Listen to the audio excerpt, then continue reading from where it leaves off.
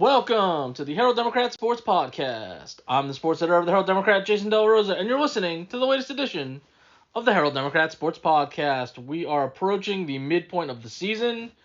We have teams in district. We have teams on bye. We have teams getting ready for their bye next week, which is most of the teams in Grayson County, as they get ready for district play at the beginning of October. So much is going on, so much to talk about after the games last week. Some interesting results. Some good results, some bad results, everything in between, exciting games, the whole shebang, and we will talk about it here on the Herald Democrat Sports Podcast. We will do what we always do. We will work our way from top to bottom. We will recap the games from Week 4, and we will look ahead to Week 5, whether you are playing or not, and if that will encompass our first stop on the list of games or the teams that don't have a game, that being the Sherman Bearcats, who have their bye week in District 6 5A Division 1. They are coming off a 44-20 victory against Frisco Lebanon Trail. So they are now 1-1 in district play, and they are 2-2 overall. We were talking last week, what was this going to look like? How are they going to bounce back after losing that district opener in the way that they did, having Centennial come back in the fourth quarter? And it was Sherman this week dominating in the second half, outscoring Lebanon Trail 27-0 in the final two quarters to turn what was a 20-17 Lebanon Trail lead at halftime into a comfortable win for the Bearcats on their for their homecoming. So it was a doubly nice achievement to pick up a win and do it on homecoming as well, because everybody wants to have a good weekend, start off with a football win. Kane Bone with the big game here, 21 carries for 199 yards and 2 touchdowns. Caleb Orr, 11 of 19 passing for 101 yards and 2 touchdown passes. He also ran for a score as part of 7 carries for 41 yards. Receiving wise, Micah Hunt, 3 catches for 34 yards and a touchdown. Randy Nelson had 1 catch. It was a 26-yard touchdown, and that was from Jerkavian Hughes on the halfback pass. Colby Ray Short had 1 catch for 22 yards. That one for a touchdown. Cooper Morgan kicked a field goal, 34-yarder there, to account for all of the scoring by the Bearcats in this one. And it was exactly what the doctor ordered. Going into your bye week, getting ready for the home stretch, all those games in a row. You couldn't afford to fall to 0-2. You'd love to be 2-0. But like Coach Allman said, in between these two district games at the start, we got to put that behind us. We got to play the full quarters. They were able to do that and get a win that they had to win to stay in this mix and get ready and heal up on a bye week. Get ready for this stretch of games that's gonna decide things. It's early, and Sherman's gonna see what happens in the games that happen this week. But right now, it's very jumbled because everybody's only played 2 games. Some people have only played 1 game. But Sherman goes into the bye week in a tie for third place. Of course, it's a 5-way tie for third place because there's a handful of teams at 1-1. And after 2 weeks, Frisco and Lone Star are the only 2 teams that do not have a loss, and Lone Star's only played 1 game. So there's a chance, obviously, they could have a loss in their second game coming up. They're playing Wakeland this week, so that's obviously a key game while Sherman's on the bye. And then not only does Sherman come off the bye, jump back in, they're going to jump back in on a Thursday. So they have that to deal with. That's nice to have the bye going into a Thursday game, so it's not a short week like they did have for the district opener, playing on the Friday and then coming back on the Thursday. So Sherman's going to be back in action on Thursday, September 28th against Frisco, and that game's going to be at Toyota Stadium. So they get to play their lone Frisco game that's not at the old Memorial Stadium that's now Kuykendall Stadium. They get to go to Toyota, so that's a nice little perk for them. And we'll see where they stand. Again, it was a good showing. They did what they wanted in terms of establishing that ground game. Obviously, with Bowen leading the way, but you have just as a group with him and what Orr was able to do on the ground. Colby Ray Short also had a couple of carries for 35 yards, to where they put up almost 300 yards rushing on 34 carries.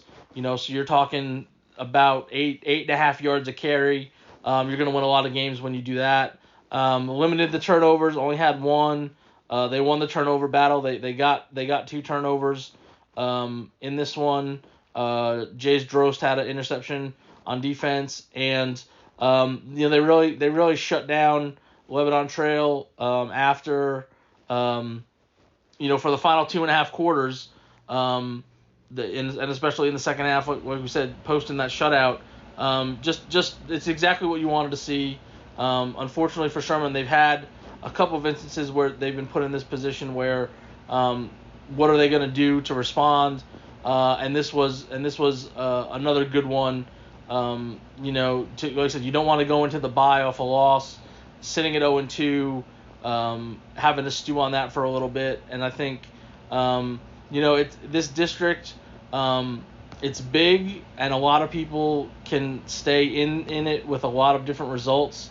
If we're looking at the games for next week, in this district, Reedy's going to play Liberty, Lone Star's playing Wakeland, Frisco's playing Lebanon Trail, and I think the key one that Sherman's going to be looking at is Heritage against Centennial, obviously because the Bearcats have the loss to Centennial, and Heritage is one of those games coming up that they lost last year. That was a close game between Sherman and Heritage, and how that could potentially be a factor down the road. I think if you're just looking at those games, I think you think Reedy's going to win.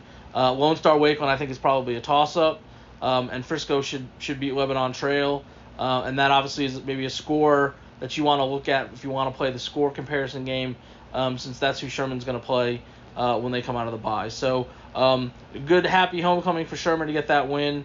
They'll enjoy their bye week, and then they'll be back at it on Thursday the 28th when they go down to Toyota Stadium and take on Frisco. The Denison Yellow Jackets, they kicked off district play for them last week in 7-5A Division II. They hosted Greenville for their homecoming, and they came away with a 59-31 victory in that game. This was a game that had a little bit of everything. We had all the scoring in the first quarter when it was 24-21 after the opening 12 minutes, and then nobody scored in the second quarter. Denison finished the night with 3 touchdowns on special teams. There was a lot big plays on both sides, a lot of penalties. There was a lot of action in this one. And Denison was able to turn a game. You look at that final score and you see a 28-point victory.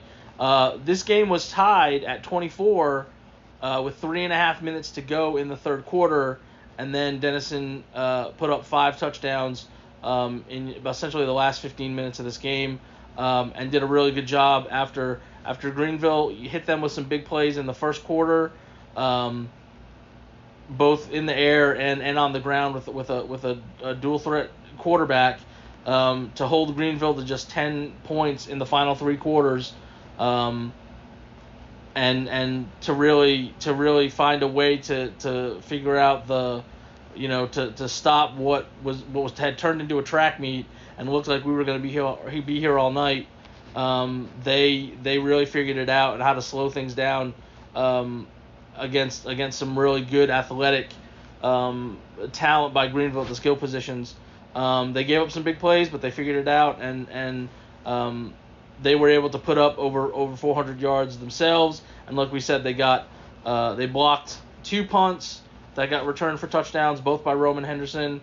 There was actually a third punt that got blocked, but it was much like in soccer, an own goal. It was an own block. Because it went off the backside of the up man who had drifted back too far. But that was a possession that set up a Denison short field as well. Kenyon Kelly had an 82-yard kickoff return for a touchdown for the other special teams score. Jack Allman, 28 carries for 225 yards and 2 touchdowns.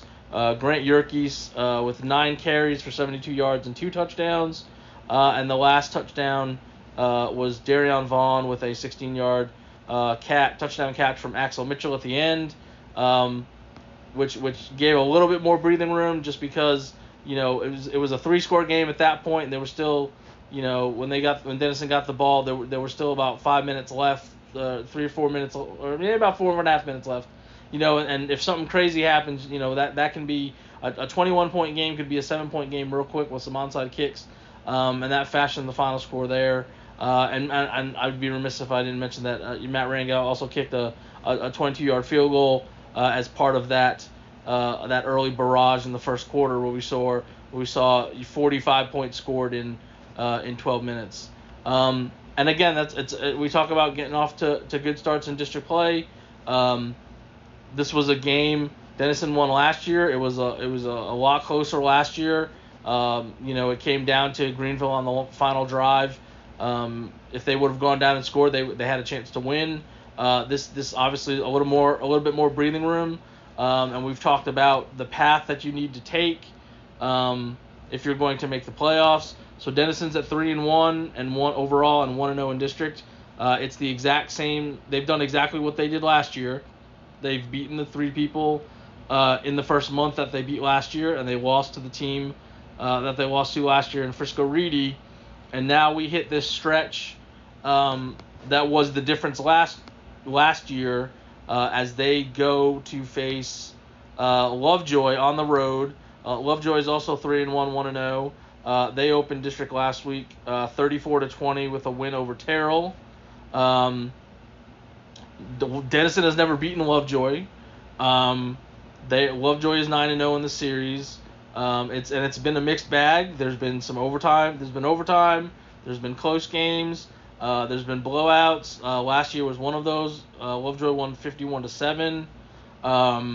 They're ranked number 9 in the state this week. They moved back into the rankings after the win last week, and their only loss is to North Crowley, which is ranked in the top 10 in the 6A rankings. So that's obviously not a bad loss.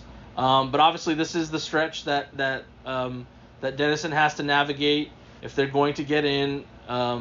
This is what did them in last year. It was they beat Greenville, and then they lost to Lovejoy, and then they lost to Terrell, and then they lost to Melissa. They beat Princeton, and then they lost to Crandall. So obviously this is where you can see, can you make up some ground? This week is going to be tough. There's no doubt about that. Lovejoy has a lot of talent.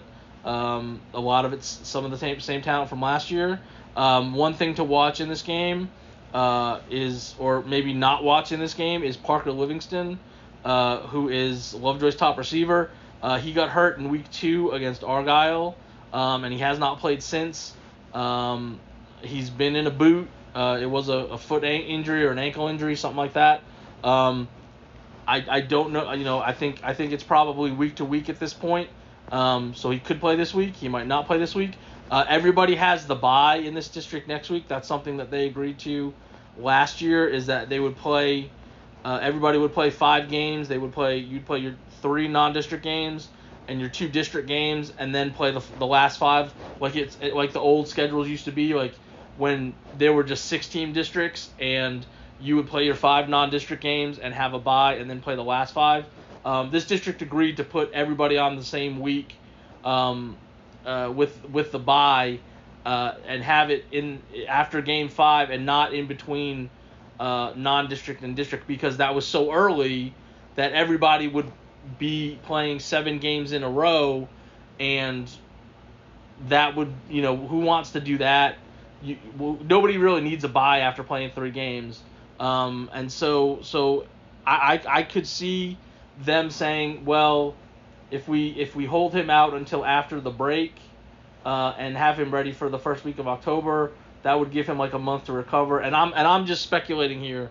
Obviously he may be out a lot longer just based on the injury. But if it's borderline, do you bring him back in this game, or do you hold him out for another week so he can have the full bye week off, and then you can bring him back after, for the final 5 games or in the final month or whatever you do, because Lovejoy and Melissa don't play until the end. Last year they both went undefeated against everybody, and it came down to their last game, which Melissa won. So I would imagine they've already beaten Terrell. I'm assuming that they think they could probably beat everybody else on the schedule until they got to Melissa, and maybe you just hold him out as a precaution because for Lovejoy, their focus is obviously to win the district. If you almost need to win the district, because if you don't, you get South Oak Cliff, assuming they win their district, which they should, in the second round, and that's what happened to Lovejoy last year. They had made it to the region final 2 years ago to play South Oak Cliff and lost to them, and then they got stuck playing them as the second place team instead of being on the other side of the bracket, which is where you go if you're the number 1 seed out of this district, and you have a better chance to meet them further down the road. So obviously that's the most important thing for the playoff bracket. And if you're Lovejoy, with the guys that you have on both sides of the ball, they have 4-star guys at receiver. Obviously, Livingston, who's committed to Texas. Peyton Pierce, their top defender at linebacker, he's committed to Ohio State. They have other guys committed to Stephen F. Austin.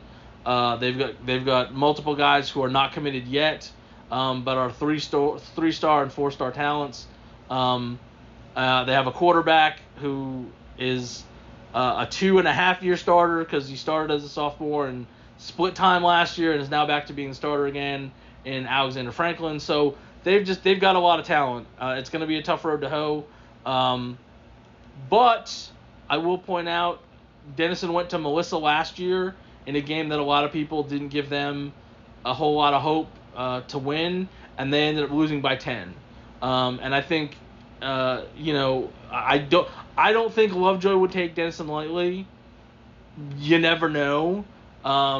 Kids are kids and all that sort of stuff. But obviously, it's going to be a tough task for anybody in this district going against Lovejoy and Melissa. Melissa's ranked number 1 in the state, and they've looked the part when we talk about them in a couple weeks, because they'll come up here to play Denison at Munson Stadium. If you can find a way to keep it close, you're doing something right. And Terrell did that last week. If you see a 34-20 score, it was 13-7, Lovejoy leading at halftime, and then Lovejoy scored 3 times to start the second half, and 13-7 became 34-7 real quick. But if you can hang with them for a half or 3 quarters, you're doing something right. It says you may have a pretty good team, and you may have a playoff team. So we'll see what happens when Denison goes down to Lovejoy for their game at 7:30 on Friday night in 7-5A Division II action. We'll talk about a team that didn't play last week. Oh, excuse me, they did play last week, and they're opening up district play this week, and that's the Van Alstyne Panthers. They came up short against Silver Springs last week, 31-28. So they are 1-2. And they are going to visit Crum in the 5-4A Division II opener. Crum is 1-3. They won last week 45-36 against Caddo Mills. So they've got a little bit of positivity for a program that has had its struggles recently. They haven't made the playoffs or had a winning record since 2016. The winning record part may be tough to get to because obviously they're at 1-3. But the playoff is obviously in this district is it seems achievable, but they've sort of been at the bottom in that. Van Alstyne's never lost to Crum. That includes last year, which was a 32-27 victory by Van Alstyne on the way to being the runner-up to Aubrey in this district. We'll talk about last week first before we kind of look at the district. So Van Alstyne goes on the road to Sulphur Springs. They fall behind, try to fight back, are unable to get there, come up a little bit short. But that's a good result against, I think, a pretty good Silver Springs team at the 4A Division I level. Weston Johnson, 17 carries for 103 yards and 2 touchdowns. He also was 12 of 24 passing for 177 yards and 2 scores. Luke Juarez had 13 carries for 60 yards. Brady Carson, 2 catches, 52 yards, and a touchdown. Castor Fonseca, 3 catches for 47 yards. Braden Miller, 3 catches for 39 yards. And Michael Upchurch had a touchdown catch as well. And it was just one of those sort of back and forth early, trading scores. Silver Springs was able to get ahead and then hang on against the Panthers. And again, I think looking at Van Alstyne as a whole, they're 1-2. They could easily be 3-0. We talked about, I don't know if it was last week or one of the weeks, they opened with that loss to Pottsboro. That was a 6-point loss, and here you have a loss by 3 points. So they could easily be sitting here at 3-0, going into district play, and it's turning into an interesting district, just because when you look at how teams have done, you have a team that the defending district champion in Aubrey is 0-4 and has really struggled, especially on offense. And so there's only 2 teams have winning records going into district play. Farmersville is 3-0 and Gainesville is 3-1. So if you're those 2 teams, you have to feel pretty good about where you're sitting. Aubrey's at the bottom with Bridgeport. They both don't have a win. And Sanger and Crum are both 1-3. And Van Alstyne obviously is 1-2 because they had the one less game to play in the non-district schedule. So I know a lot of people are very high on Gainesville. They had some injuries last year, especially at quarterback, and that kind of hurt them. And like I said, with Aubrey where it's at after losing a lot of kids to graduation, they have gotten off to a really rough start, and you got to see what they look like against this competition.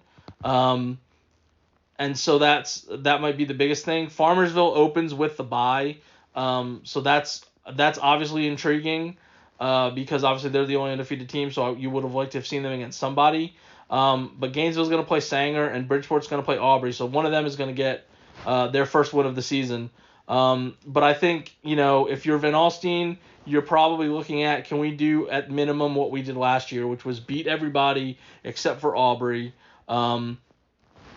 You've got some. I don't want to say every game is a key game, but you're going on the road to Crum. You have Sanger next week, and then you go to Aubrey. And I think if you're and Van Alstyne has the bye at the very end, as a quirk of the schedule, and Crum has their bye next week. So there's a lot to the schedule in this district because it's so small, and because somebody has a bye every week.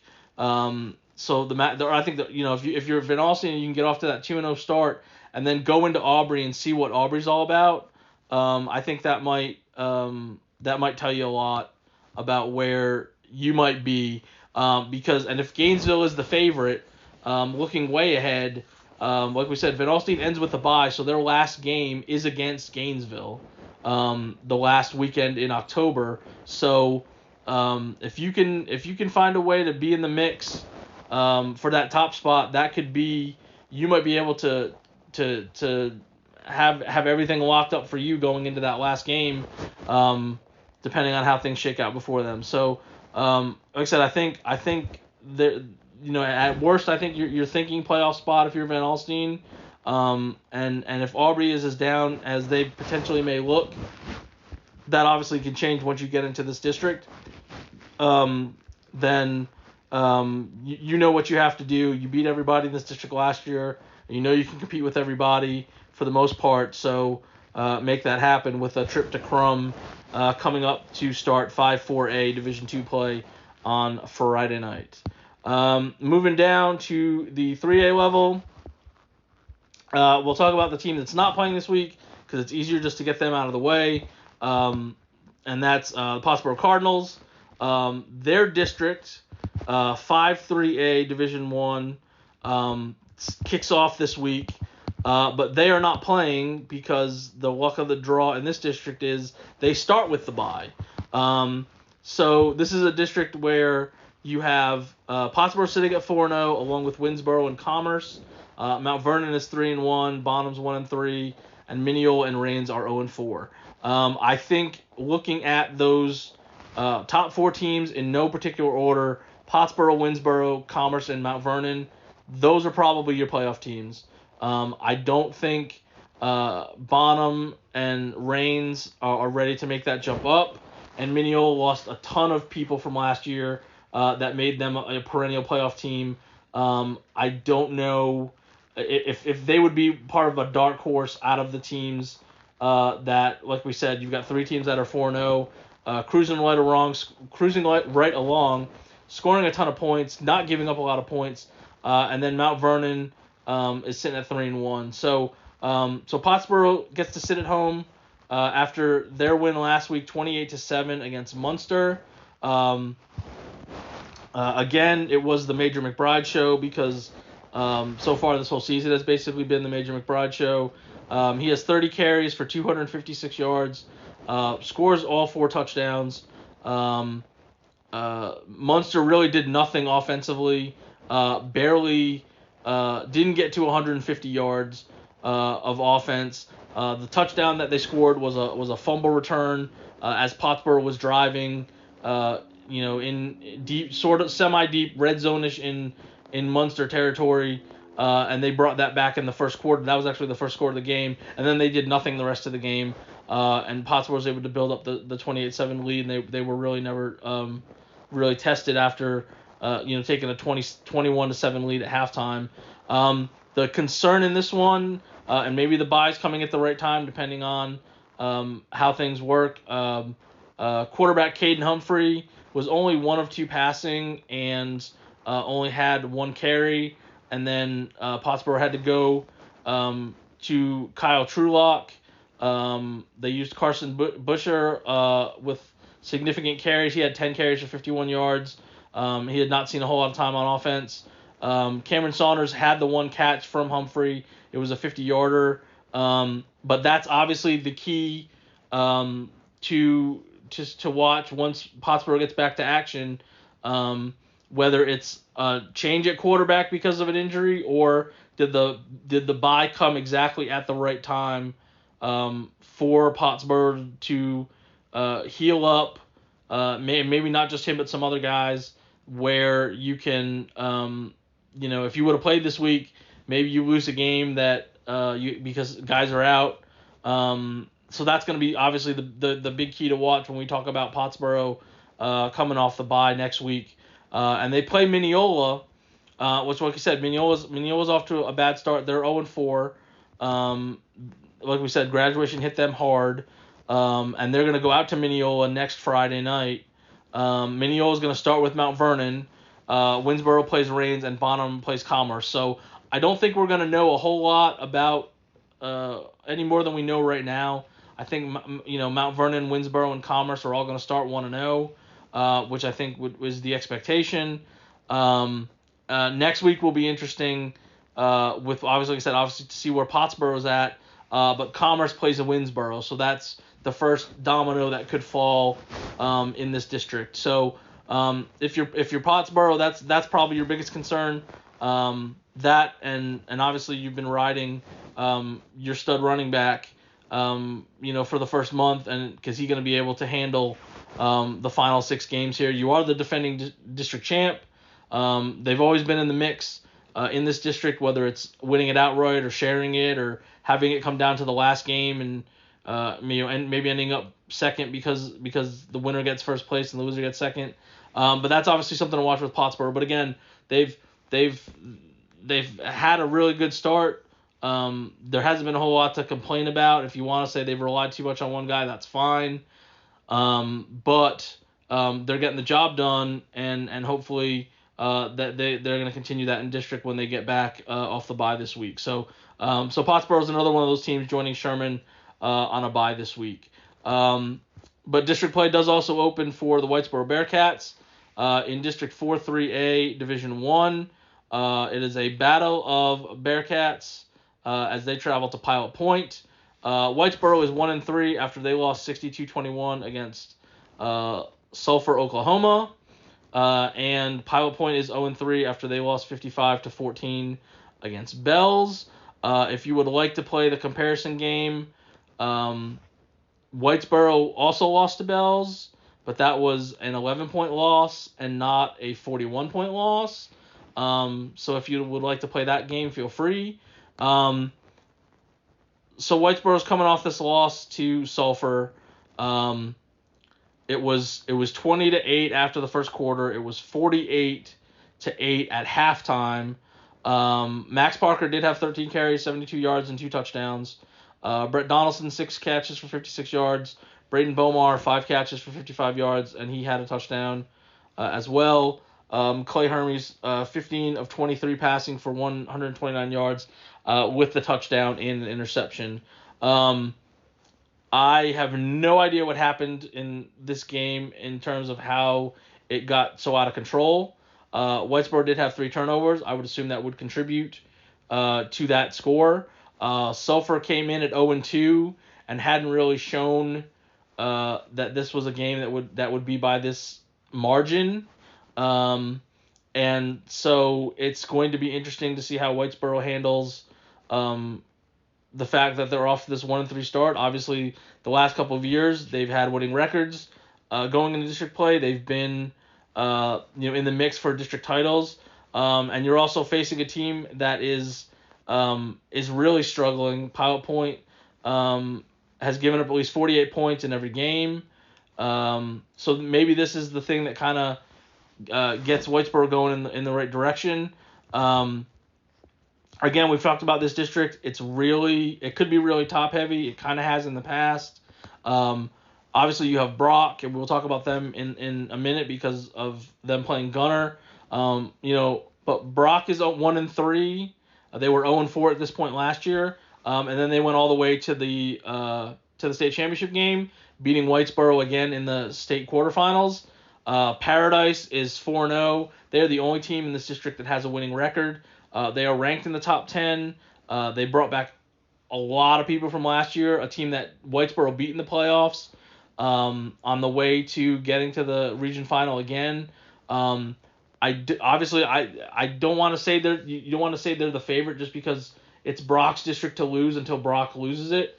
But again, you have Paradise and Brock and Whitesboro with experience of having success in this district, and you look at the standings and you say Pilot Point doesn't have a win yet. Boyd and Peaster are both 0-4, and Ponder is 1-2 to round out this group. And maybe it's a mess for spots 3, 4, 5, 6, 7. That's going to be I think that could be the case. I think Whitesboro might still be the third best team in this district. That's certainly doable, and I think they have a schedule where they're at Pilot Point, they host Boyd, and then they're at Peaster before they play Brock and then go into their bye. So they have a chance to be 3-0, bank the wins that they need if they're just going to make the playoffs, and then potentially play for seeding over the final month, depending on how things shake out after they play Brock and go into their bye. So I'm not going to count out Whitesboro yet. They've still got talent. I think they need to maybe figure out some stuff defensively. Like I said, and I don't know how good Sulphur is. I know, but when you play they've lost to Pottsboro and they've lost to Bells, and those are two teams that haven't lost yet. And Bells is ranked in the 3A Division II rankings, which we will talk about here in a second, and Pottsboro is 4-0. If they're not close to being ranked, I think they're pretty close. And if they win a couple of these games in district, maybe they'll sneak into the polls. So there's no shame to those losses. And so I think they still have a chance at the very least to be a playoff team in this district. But again, they start with the people they need to beat, and that starts with Pilot Point in the 4-3A Division I opener at Pilot Point on Friday night. Sticking with 3A, the other districts in 3A that have our teams do not start district play until the first week of October. But we do have an all-local matchup as part of those games that are this weekend or this Friday, and the main one there is SNS traveling to Howe. SNS is 0-4 after they lost last week 7-6 against Whitewright. And Howe also had a 1-point game, but it was a completely different game because they won 42-41 in overtime against Tioga. And so they are 2-2. Again, this is the non-district finale for both teams. The last year, this was not a close game. Howe won 68-14. The last time Howe lost to SNS was in 2007. And this is a game that could be over. This is a game starting at 7:30. This game might be over at 9. The way these offenses are going, because there's not a lot of passing. There has been a lot of running. In terms of SNS's game last week, like we said, 7-6. Both of the touchdowns came in the first quarter. Both of the touchdowns came on consecutive possessions. Whitewright took the lead on a touchdown run. A little more than 3.5 minutes left in the first quarter. They kick the extra point. You're like, okay, whatever, blah, blah, blah. Then SNS gets the ball. Hunter Corville has a 66-yard touchdown run. So immediately, SNS looks like they're going to tie it. Unfortunately, a bad snap, a wide snap-ish. The holder had to reach to get it. It threw off the timing.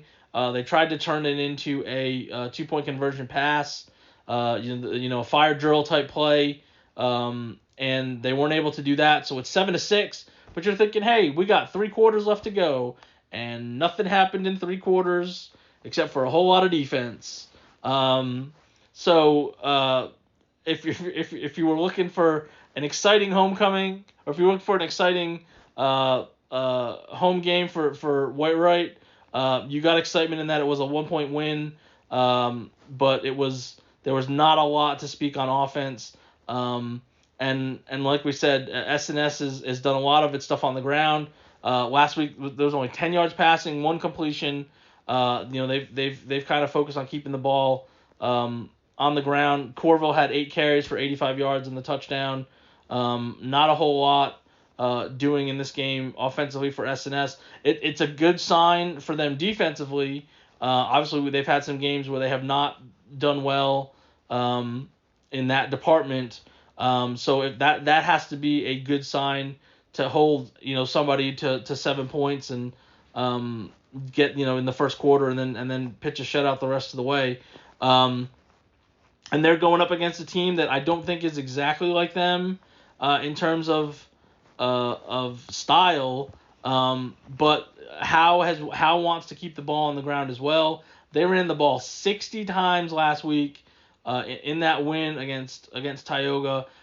They had a big lead in this game too in the third quarter, and Tioga scored the final 3 touchdowns of the game to tie the game at 35 and force the overtime. Howe goes first. They score. Knox bounds with a 2-yard run. They kick the extra point. Tioga scores on their possession. They decide to go for 2 in the win. The Bulldog, I can't say the Bulldogs because they're both Bulldogs. Howe's able to hold, knock down the pass, and they survive and win this game 42-41. The good news is, I think, if you're Howe, you say, okay, we gave it 41 points, that's not good. But Tioga, as we've talked about with them all season, they're air raid. They want to throw the ball. They threw the ball over 30 times. They want to spread you out and attack and mismatch and all that stuff. So you're not going to see that with SNS. So you have to feel good about that. I think the good thing for you, if you're Howe, on a couple of fronts, one, I think they're starting to figure out who they are offensively, what they want to do, what they want to run. Knox Bounds has 28 carries for 185 yards and 2 touchdowns. Colin Murphy, 23 carries as a quarterback, 140 yards, 2 touchdowns. He was also 4 of 7 passing for 105 yards. Braden Ulmer, 3 carries for 45 yards and a touchdown. Also had 2 catches for 69 yards. Cooper Jones makes an appearance, is back. It wasn't at quarterback. It was kind of a little bit everywhere as a receiver. Caught a couple passes for 36 yards, had a carry, did some stuff on defense, had a big kickoff return to open the game that set up the first score for Howe. So I think you're figuring things out offensively. If you're Howe, you put up 42 points. That's good. Cooper Jones is back and healthy. Obviously, here's a guy we talked about before the season. Kind of did it all last year, receiving, rushing, all special teams, all that stuff. He got hurt in the very first game and had been sidelined. Obviously, that's going to hurt you especially when he goes into the season projected to be your quarterback. So Howe's in a good place. They've got a chance, obviously, to win this game again like they did last year. Get that momentum going into district in a very competitive district where they were able to make the playoffs last year. And if you're SNS, you're trying to get that first win this year. This time last year you were coming off that win over White Wright, looking to build, try to win 2 in a row going into district play, and you weren't able to do that. Now you're just trying to get a win so you have something positive. And you have seen some games where you've been you've been there, but you haven't found a way to put it all together. And again, I think this has a chance to where we hardly see any passing, and it's just run on run, and who's able to, be the more physical, who's going to win the battle in the trenches. That's the winner of this game, I think, for this non-district game at Howe, SNS at Howe on Friday night. We talked about Bells because of them being in the rankings. So they're going to close out non-district play at home against Callisburg. As we mentioned, they're coming off the 55-14 victory over Pilot Point, which wasn't as close as the score looked because it was 48 to nothing, I guess. 48 to nothing before Pilot Point got on the board in the third quarter. It was 41 to nothing at halftime, and Bells did all its scoring in 3 quarters. They didn't even score in the fourth quarter, and of course they did what Bells does. Easton Helgren, 4 carries, 91 yards, 2 touchdowns rushing. He caught a 30-yard touchdown pass from Easton Branham, who was 2 of 3 passing for 78 yards. All of that was to Helgren. And then Helgren had a kickoff return to open the third quarter as well. So he had 4 touchdowns in this game. Hayden Allen, 6 carries for 83 yards and 2 touchdowns. Peyton Washburn, 3 carries for 70 yards and a touchdown. Bryson Thompson, 5 carries for 62 yards and a touchdown. And Bells again averaging over 10 yards a carry, 30 carries for 322 yards. And again they kind of pump the brakes there. I'm sure after the third quarter because of the lopsided score.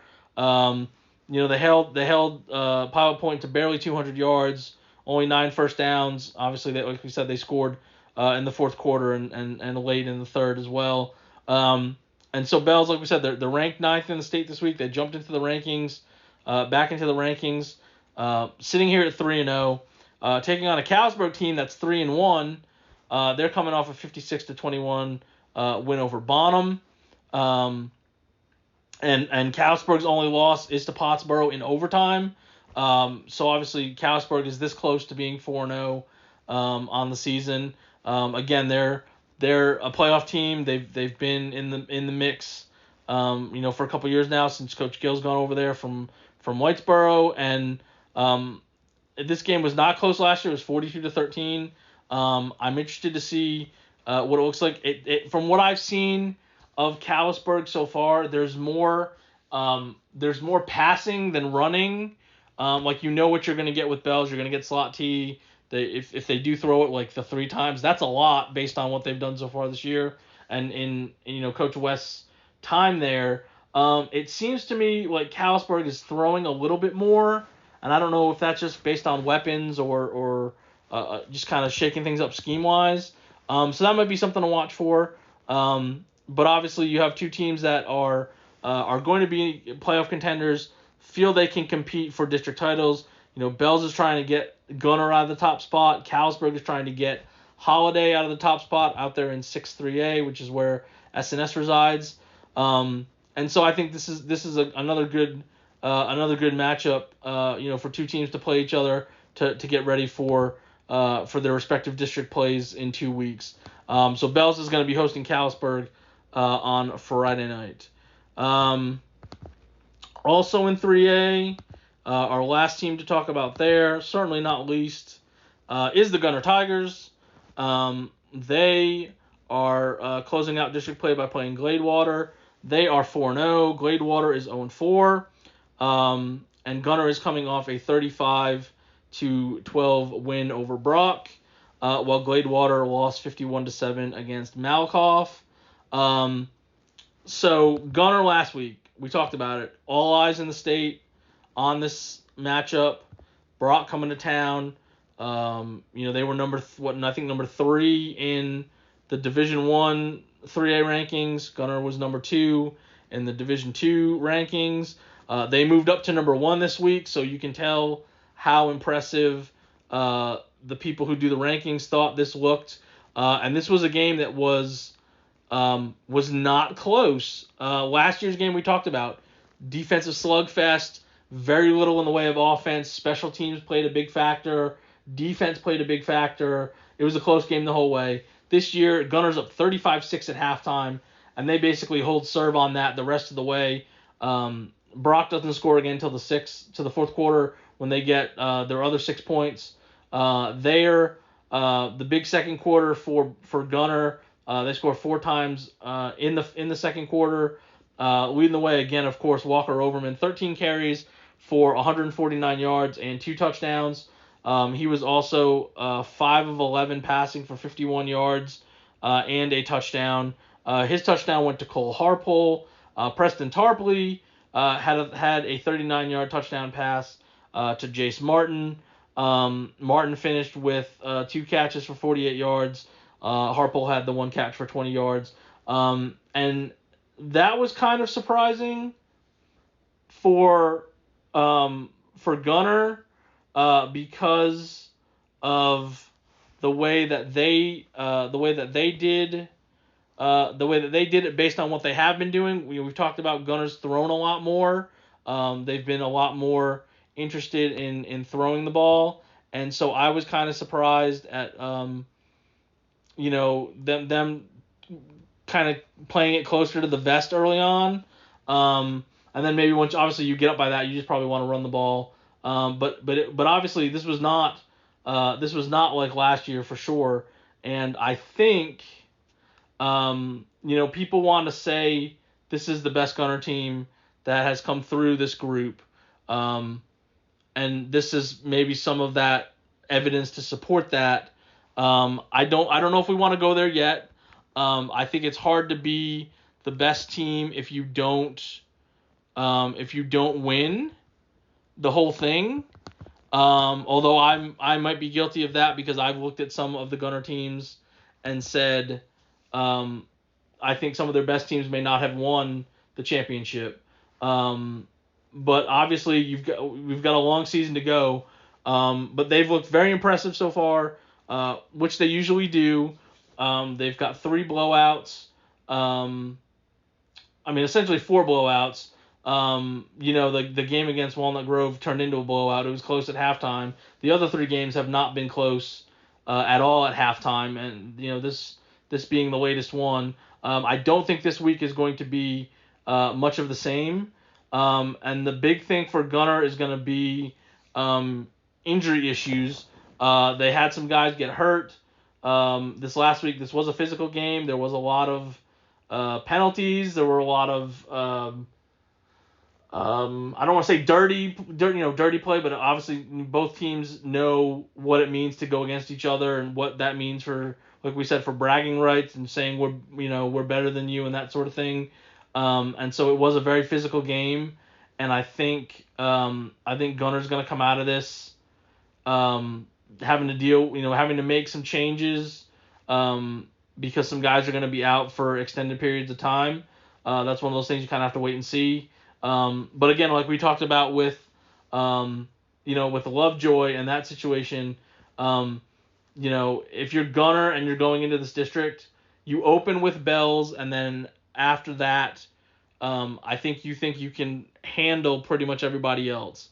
And I'm not saying you're not going to beat Bells, because you've beaten Bells, every year in the district. But obviously Bells has played you tough. Last year that was only a 10-point game. But if you get past that, I think you're in that mode where you're looking ahead to, can we be ready for the playoffs? Can some of these guys potentially be back for the playoffs, during the playoffs, if we're going to make a deep run? So again, a good situation where you're playing a team that, again, you're probably going to be up big at halftime, and you'll be able to rest some guys or not worry about playing some guys this week because of their injury situation, and then you have the week off, so maybe that'll help a little more as well. But that's going to obviously be interesting to see with Gunner going forward, if they have to shift some people around. It's next man up attitude. Obviously, Gunner's got depth. They've got guys that at the very least, because of some of these games that they win rather handily, they put guys out there to get reps, to get snaps, so that when this potentially happens, they're not going out cold or unprepared or inexperienced because they don't have any snaps at whatever position they need to be at, or if they're shifting to another position to fill in for somebody. So I don't think there's any worry about any of that this week. But once we get past this week, the big game in 2 weeks, is going to be Gunner Bells, and what that might mean in terms of the District 8 3A Division 2 standings. So hopefully they're able to be as healthy as they can be coming out of this. But again, if you weren't really all in on what Gunner's probably going to be, I think you looked at their schedule and there were probably 2 games where you thought they could lose in the regular season. This was obviously one of them, just because last year's game was so close, and Brock brought back a bunch of people and is considered, again, to be one of the favorites to get back to AT&T Stadium and play for a championship. And obviously the Bells game coming up, because that game was so close last year, that those would be the true tests for Gunner if they were going to have an undefeated regular season or not. So they cleared this hurdle with flying colors, and they've got one more left before we get to the point where if they were to lose after facing Bells before the playoffs, it would be a surprise based on what we've seen so far. So that's Gunner hosting Gladewater on Friday night to close out non-district play for the Tigers. We'll talk about our 2A teams, and I think we will start with the Tom Bean Tomcats, because they are feeling good about themselves, 3-1, coming off a 40-14 victory over Como-Picton. For those who remember last year, Tom Bean won 2 games, so they've already surpassed that, and we still have a non-district game and a full district schedule to go. This was a game where again you have a semi-close game. It's 20-7 at halftime, and then Tom Bean turns it on, scores 3 times in the third quarter to break it open.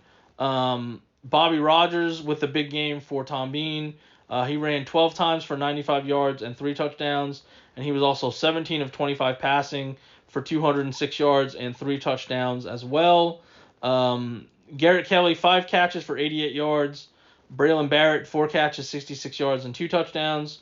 Colin Sherry, 3 catches for 27 yards and the other touchdown.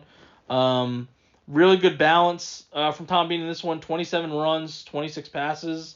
And honestly, we'll talk about how really good things are going. Tom Bean could be 4-0. They lost to Howe 24-12 in a defensive battle. So they could easily be undefeated at this point. And we've talked about all season with Tom Bean, it's about getting better. It's about showing improvement over last year. And you've already won more games than last year. You've got a chance this week to get another win. You're hosting Leonard. Leonard is 2-2. They won last week 53-12 against Trenton, which is a opponent for Tom Bean coming up in district. So if you'd like to play the scoreboard game, depending on the outcome of this, to compare that matchup coming up in a few weeks, feel free to do that.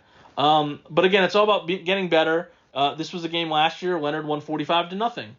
So obviously, if Tom Bean wins, that's a huge flip. If Tom Bean plays it close, that's a huge silver lining win. It's a moral win because you've gotten better. And we've talked about with Tom Bean all year, since they're not eligible to go to the playoffs, everything they do in district is about being a spoiler and setting things up for next year to say, hey, we're here now.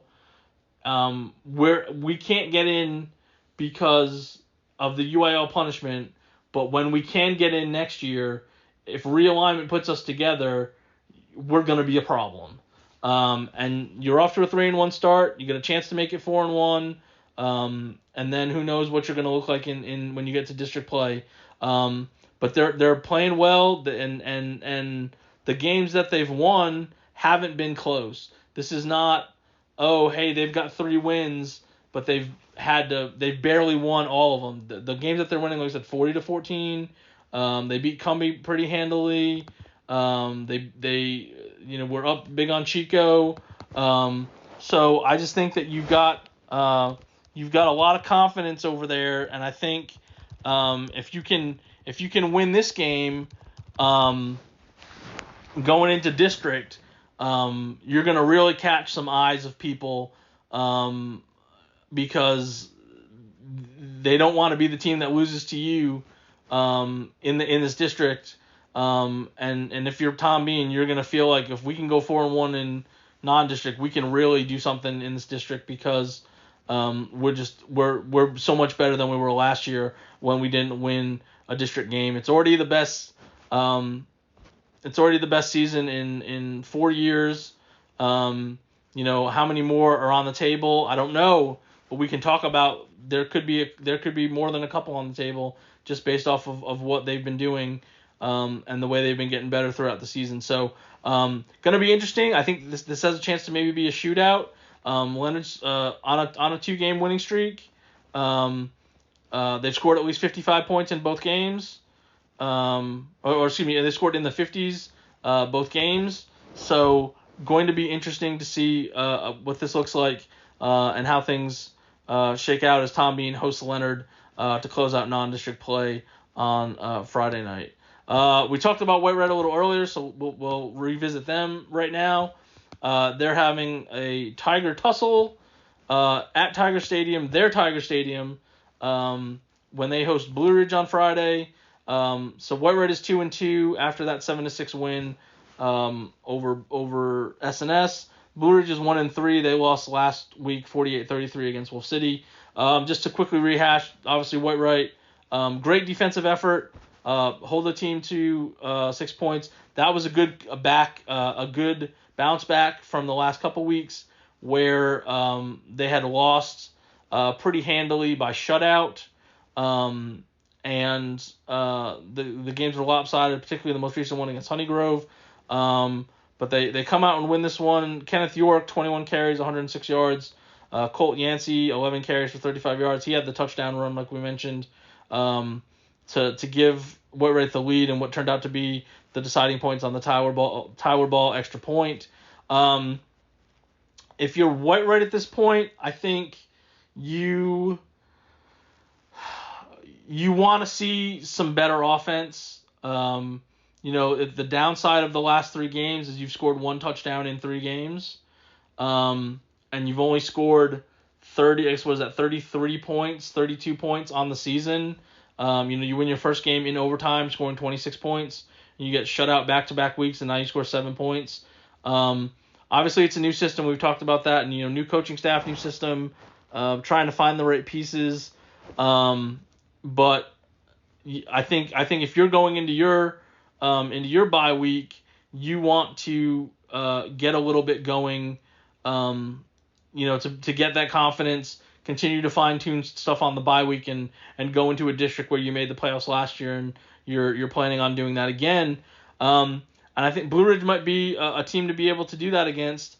In their 3 losses, which they opened with a win, they've lost the last 3.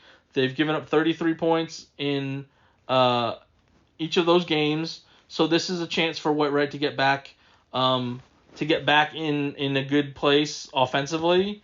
And hopefully they're able to do that, get some momentum going off of last week, playing well defensively. Can they get the offense going this week against Blue Ridge and close out non-district play with a win at home on Friday night?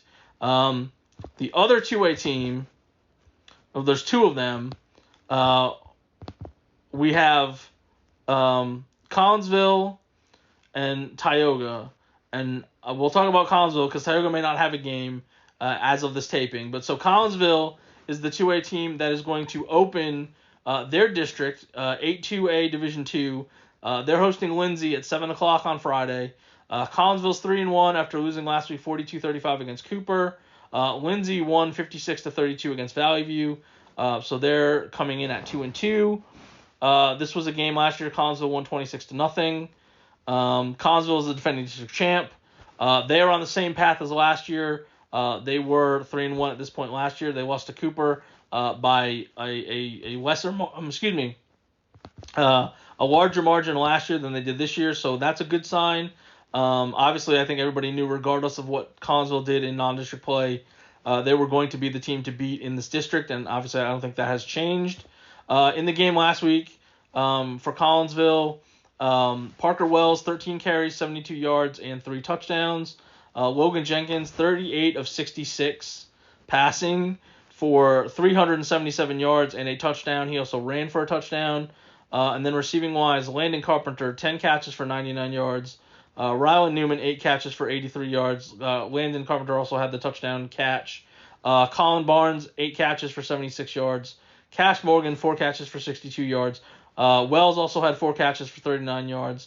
Obviously, a totally contrast in styles. We talked about it last week. So Collinsville throws 66 times, runs almost 90 plays. Cooper ran the ball 54 times. They threw it 3 times, didn't have a completion.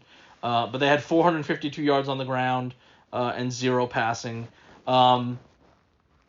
This was a game, 28-14 at halftime. Pretty much close the whole way. Like we said, Cooper's ranked in the 2A Division I rankings. Collinsville's still ranked in the Division II rankings. They went from 4 to 6. So obviously people thought even, it's a good loss. It's a close loss against a bigger school. And ultimately the big thing for Collinsville is, they have an eye on going undefeated in this district again. Collinsville's 3-1, Celeste is 3-1, Lindsay is 2-2, and then Santo Chico, Munster, and Era all have losing records. The first 3 are all 1-3, and Era's at 0-3. I think the interesting thing is, obviously Santo last year, it looked like it was going to come down between them and Collinsville. Santo struggled to score this year. Their defense is still pretty good. They're just losing a lot of close games, and they're actually on a 3-game losing streak after winning their opener. So you don't want to say it's Collinsville's district to lose, but again, we talked about they bring back basically everybody. They've still been doing well, even though Carter Scott has been missing since the first game when he got hurt. There's a chance he could be back relatively soon. But again, for him, I think it's like everything. Can you potentially get to a point in the season? Because again, Collinsville has their bye next week.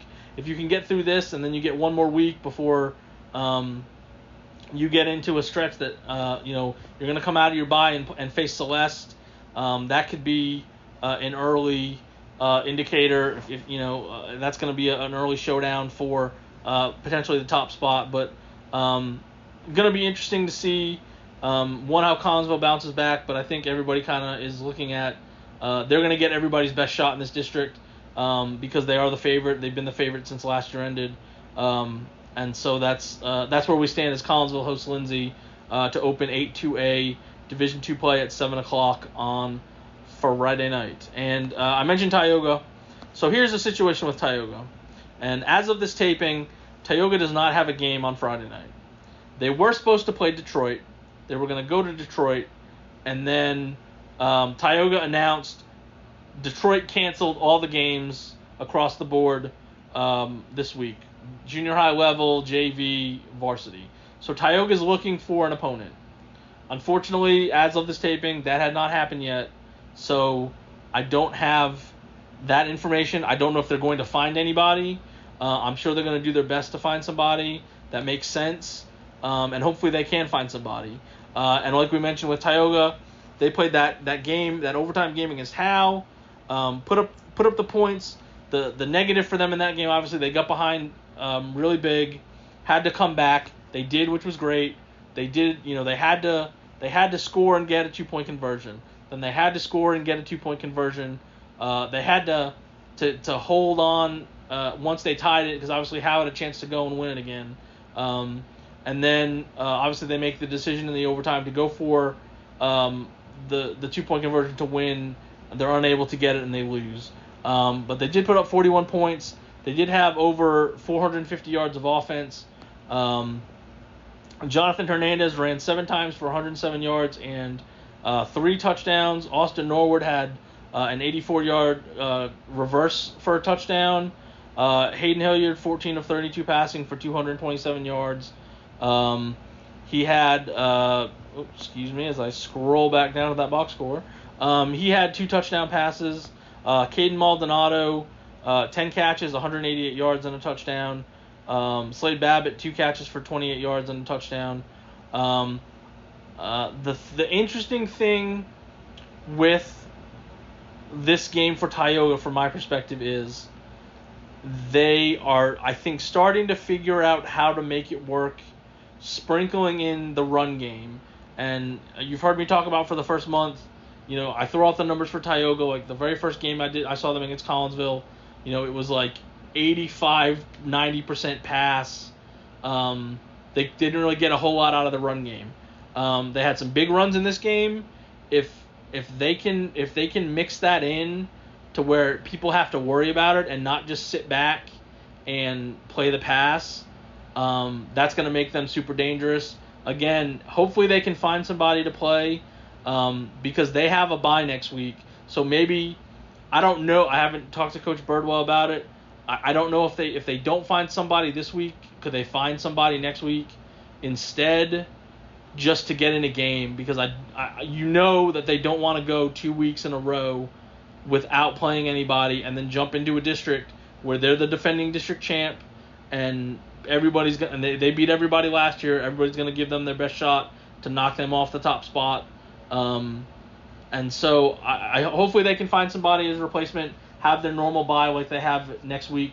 But again, at this point, their game against Detroit, if they don't find somebody, it'll go down and they have their bye next week, it'll go down as a forfeit. But if they can schedule somebody, that's much better for them, just to get the reps, and to actually have a win on the field, for Tioga. So again, I don't have any more information as of this taping. But if there is something, you'll see the schedule in the paper. You might see it on social media, whenever they end up deciding what they're going to do, for this Friday. And the last game we'll talk about, at the 6-man ranks in TAPS, Texoma Christian, they are hosting Forestburg, and Texoma Christian is coming off a 48-0 win over Weatherford Grace Christian. So they are 3-1, and Forestburg is sitting at 3-1. They are coming off a loss 54-8 against St. Joe. They are 0-3. I may have said they were 1-3. They're 0-3. So a lot of good things from TCS in this game. One, shutout, awesome. That's a big deal. That's their first shutout since 2018. So there's that. Second, 3-1, and the one game that they lost, if you recall from a couple weeks ago, with the bad weather, they were down 12-0 in a game that was stopped early in the third quarter. So if that game is allowed to be played to its completion, who knows what happens there? But your loss is a 12-point game that got stopped in the third quarter. So there's that. So the 3 wins is the most in a season for them since 2017. And if they get one more win, it matches the 2017 record with all their district games still to play. Last week in the win over Weatherford Grace Christian, Jake Squires, 3 carries, 81 yards, 2 touchdowns. Also returned to kickoff, 70 yards for a score. Cooper Bradley, not Bradley Cooper, which I think that's funny that it's backwards, but Cooper Bradley had 6 carries for 97 yards and 2 touchdowns. Chris Barnett had 2 catches for 37 yards. They both went for touchdowns. And Nate Reed was 3 of 4 passing for 43 yards and the 2 touchdowns for TCS. So Forestburg's obviously struggling. In 2 of the 3 losses, they've only scored a single touchdown. So again, this is a good spot for TCS. You're at home. You've got a chance to get to 4-1, and they get into district play next week. So you have a chance to carry some good momentum into your district, which is looking to be very competitive. There's 5 teams in this district. Bethesda Christian is 0-4, but TCS and 2 others are 3-1, and the other one is 2-2. So that should be a good race to make the playoffs in that district, just based on how competitive people have been so far. But again, Texoma Christian's in a real good spot. Again, we talked about we didn't really know what this was going to look like because there was nothing to base it off of last year, with the lack of a season, and they've been really good from the start. Like I said, even the loss has been commendable / understandable. So we'll look to see if they can keep that going in their 6-man game at home against Forestburg on Friday night. So that is where we're at for week 5. Week 5. It's crazy. I think I said it last week. It's crazy that we're going to be at the midway point for a lot of teams after this week. The season is half over. It's crazy how fast it goes. But it's fun. It's exciting. There's stuff every week. There were some great games this week, some close games this week, competitive games this week.